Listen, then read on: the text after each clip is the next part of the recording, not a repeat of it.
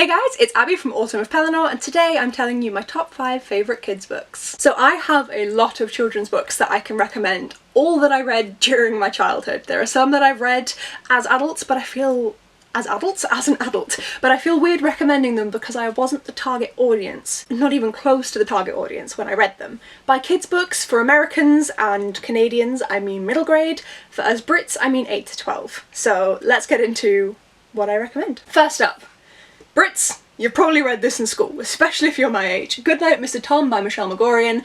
I loved this.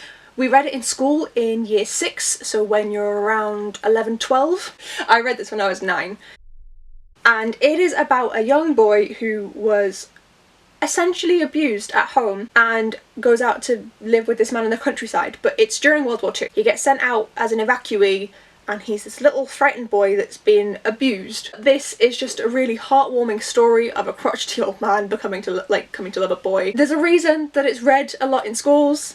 It's really gorgeous, it's really lovely, I really do recommend it. Next up, I recommend the books from the My Story series. They have a vast variety of books. This one I have a specific memory with, which is why I'm holding it up.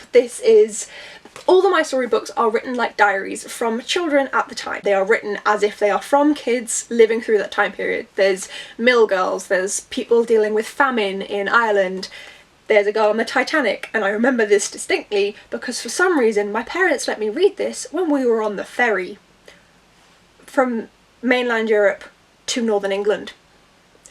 I was convinced the ship was going down. We were on that thing overnight. I was 7. 7 years, 7, 8, 6, somewhere between 6 and 8. I think I was 7. And I was convinced the ship was going down. So that's why this one sticks out, because my parents let me read it when we were on a ship. Why? These books are great. It didn't damage me. I'm fine. I was like concerned that the ship was gonna sink, but like in the same way that any kid would be if they just learned about the Titanic at the time. You just go, oh no, boats can sink. Is this one gonna sink? No. I have another one here because Carrie, hi.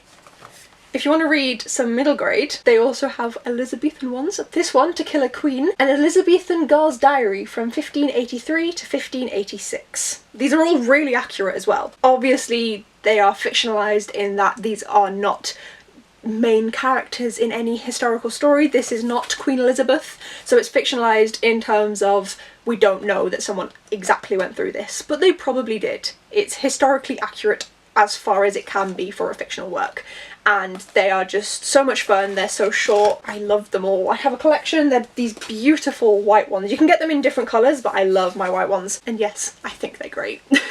Then going for a classic is anything by Enid Blyton. This is the 21st book in the Famous 5 series. I have them stacked similarly to this, vertically, and I'm not getting out the first book underneath the other 22. No.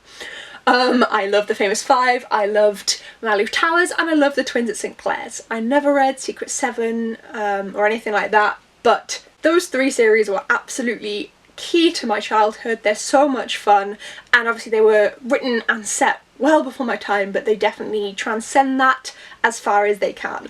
I still felt like it was very much set in the past. I knew that it wasn't something that would happen today, even when I was reading them from the ages of 5, 6 upwards.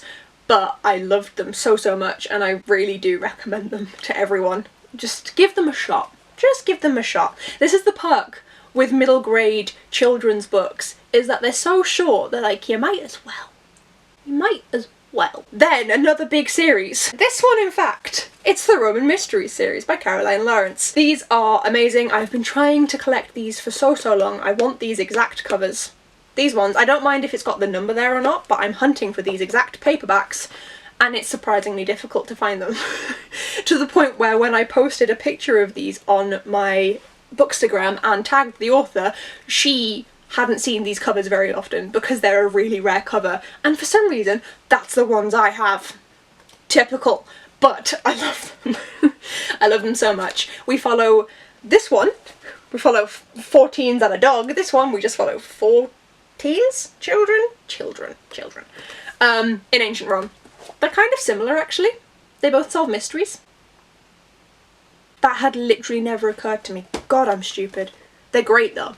Really recommend. Caroline Lawrence is a historian as well, so they are incredibly accurate also. And lastly, I don't want to take the stickers off because they've been on there since like the mid-2000s and they probably won't come off. But Northern Lights and the whole His Dark Materials by Philip Pullman. Now he is releasing new books in a prequel scenario to this, The Books of Dust, or The Book of Dust, I don't know. He's got 2 out so far in this prequel trilogy, but the core series is amazing. It's on the older spectrum of kids slash middle grade, but it definitely still fits into that. I probably read this at like 9, 10. This follows Lyra, a young girl. Her parents are surprisingly politically important in her world, and we follow her trying to not allow them to mess up the world. That is the worst description ever of Northern Lights. Am I wrong though?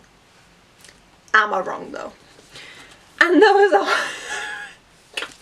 those are the 5, I mean there's 6 now because it's 2 of the My Story ones, but those are the 5 mainly series that I recommend. This is the only one that doesn't have other books in a series that I recommend. So just, these are the children's books I recommend. I cheated, alright? Leave me alone.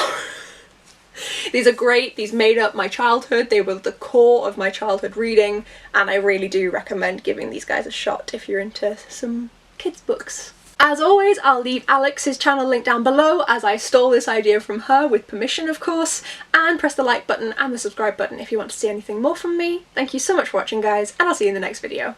Bye!